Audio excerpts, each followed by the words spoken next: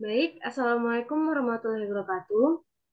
Waalaikumsalam Waalaikumsalam warahmatullahi warahmatullahi wabarakatuh. Kami dari kelompok 4 akan mempresentasikan hasil kerja kelompok kami dengan topik mekanisme respon imun dan peranan limfosit T regulator pada infeksi tipes.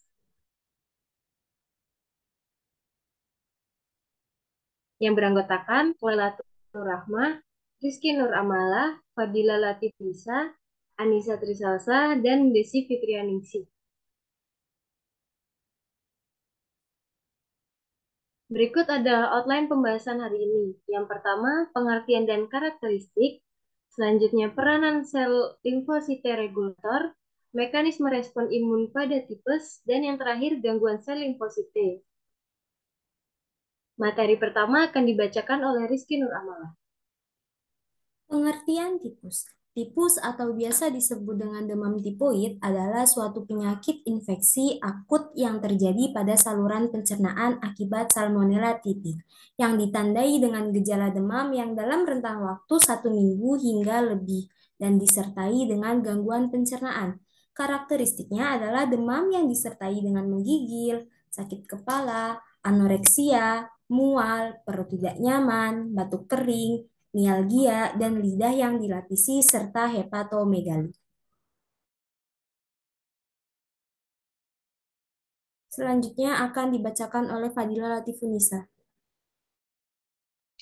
Baik, selanjutnya yaitu peranan sel limfosit T regulator.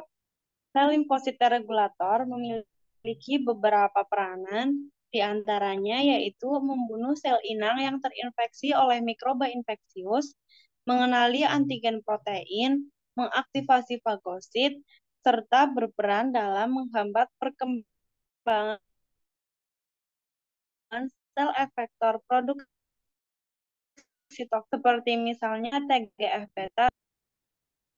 Untuk materi selanjutnya akan dibaca.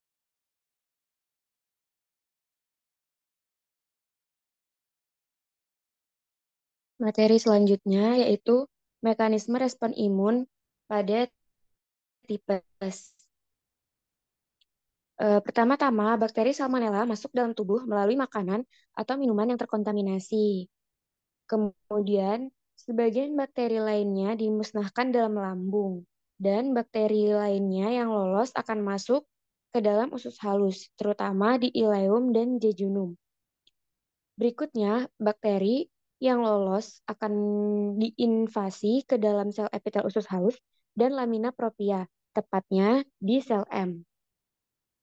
Apabila sistem imun humoral mukosa atau IgA tidak baik dalam respon, maka dalam sel M ini akan terjadi invasi bakteri.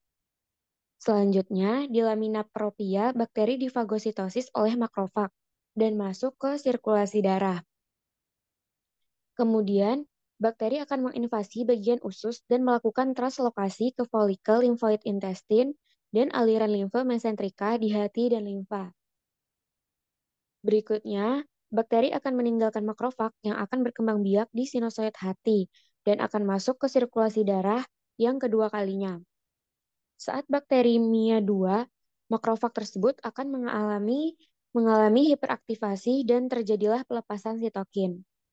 Nah, ketika terjadi pelepasan sitokin ini, plak Peyer akan mengalami hiperplasia yang jika berlanjut akan terjadi nekrosis.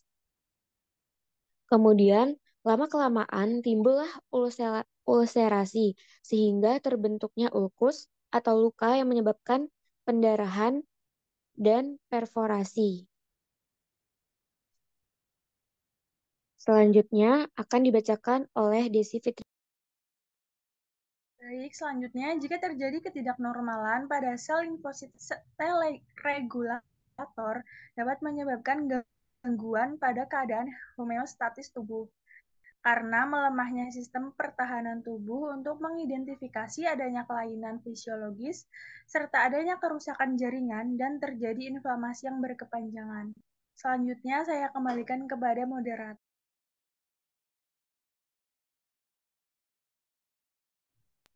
Baik, sekian presentasi dari kelompok kami. Kami akhiri. Wassalamualaikum warahmatullahi wabarakatuh. Waalaikumsalam warahmatullahi wabarakatuh.